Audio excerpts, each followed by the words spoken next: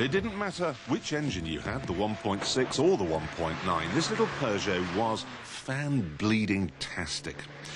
And then there was the design. Ital had done the Golf, and Ital is one of the great Italian styling houses. But Pininfarina is better, and Pininfarina had done the Peugeot.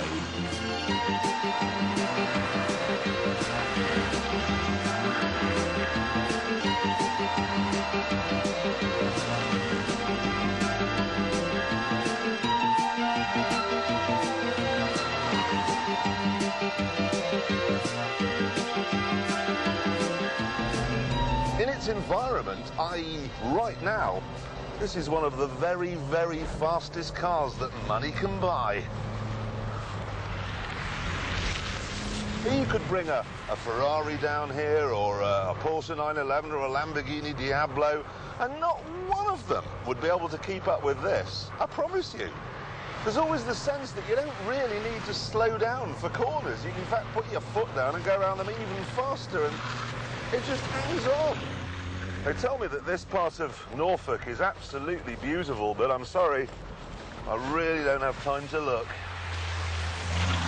Put very simply, the 205 GTI was smaller, lighter, more responsive and faster than the Golf GTI.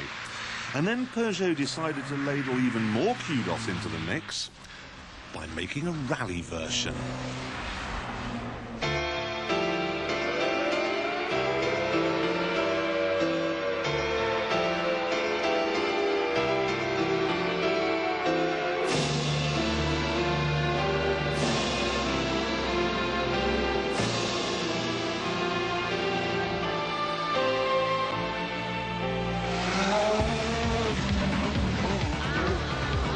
This may have looked like a 205, but the only thing the two had in common was the windscreen frame.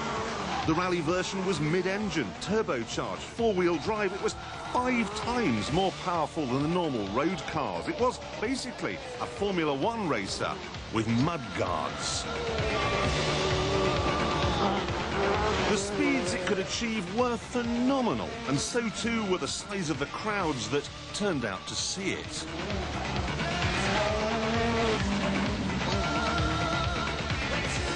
Pretty soon, Lancia challenged the Peugeot with its Delta S4, and then Audi fought back with a short wheelbase version of its Quattro.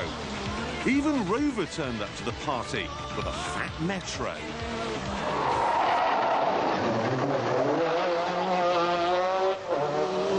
Rallying was no longer seen as a sport for people with Bovril and bobble hats. It was a high-tech, hot-hatch battlefield, and Ford decided they too wanted a slice of the action.